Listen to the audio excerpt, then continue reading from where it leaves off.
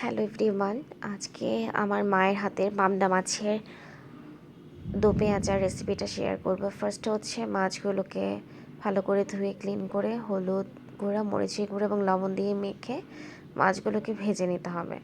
খুব বেশি কড়া করে ভাজা যাবে না, কারণ পাবদা মাছ নর্মালি হচ্ছে আমাদের বাসায় মাখিয়ে রান্না করে, বাট মানে একবারে ভাজা ছাড়ে রান্না করা হয়। কিন্তু অনেক সময় হচ্ছে মানে মা খুব বেশি ভেজে ফেলতে না করে যদি আমি সেই ক্ষেত্রে রান্না করি।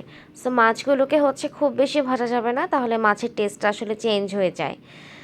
তারপর হচ্ছে মাছগুলোকে ভেজে নিলাম। এবার কড়াইতে পেঁয়াজ বাটা, এই মশলাটা সম্পূর্ণটা হচ্ছে আপনারা বাটা মশলা দিয়ে রান্না করলে টেস্ট খুব ভালো আসে এবং ঝোলের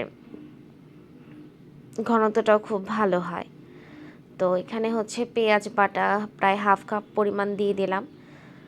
ফার্স্টে রান্নাটা আসলে আমি নাড়ছিলাম, দেন হচ্ছে মা করে ফেলে আর কি।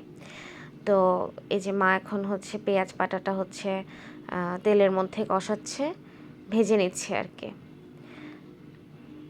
এরপর কাঁচামরিচ দিয়ে দিল।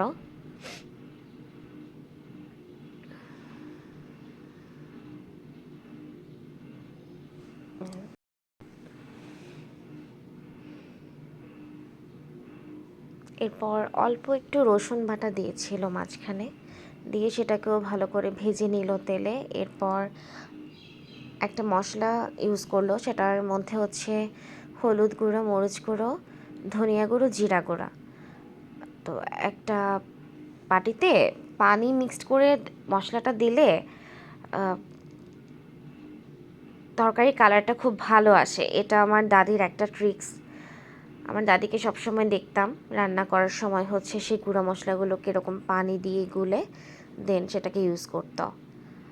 তো এখন হচ্ছে ভালো করে একদম গুঁড়া মশলাটাকে কষিয়ে নিতে হবে, পুরো মশলাটাকে একদম তেল উপরে ওঠে না আসা পর্যন্ত। তো মা এখানে হচ্ছে ভালো করে কষিয়ে নিচ্ছে। আপনারা দেখতেই পাচ্ছেন যে পেঁয়াজ বাটা দেওয়ার জন্য আসলে কী পরিমাণ ঘন হয়ে গেছে। তো মা এখন হচ্ছে ঝোলের জন্য প্লাস হচ্ছে মাছটা রান্না হতে যতটুকু পরিমাণ পানি লাগবে সেই পরিমাণ পানি অ্যাড করে দিল।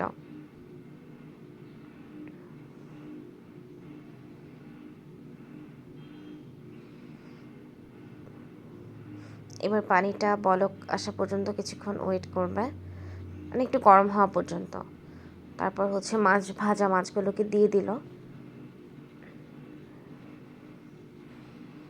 তারপর মাছের বাটিতে যেই পরিমাণ তেল ছিল মাছ ভাজার রাখার পর সেটাও দিয়ে দিল। ও মাঝখানে লবণও দিয়েছিল, সেটা হয়তো বা ভিডিওতে আসে নাই, লবণও অ্যাড করে দিয়েছিল। তো এখন হচ্ছে মা ধনিয়া পাতা কুচিও দিয়ে দিল। অবশ্যই মাস্ট এই তরকারিটাতে ধনিয়া পাতা কুচি অ্যাড করতে হবে, না হলে আসলে দো পেঁয়াজার যে টেস্ট সেটা আসে না। এখন হচ্ছে মাছটা রান্না করা পানিটা টেনে না আসা পর্যন্ত ওয়েট করতে হবে।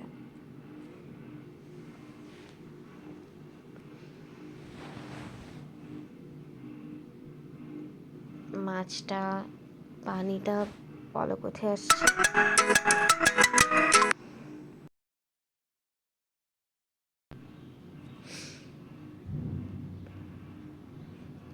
মাছ অলমোস্ট হয়ে আসছে। এই যে মাছের কালারটা দেখতেই পাচ্ছেন আপনারা। এটা অবশ্যই ট্রাই করে দেখবেন, অবশ্যই ভালো লাগবে গরম ভাতের সাথে এই মাছের এই রেসিপিটা। Thanks for watching.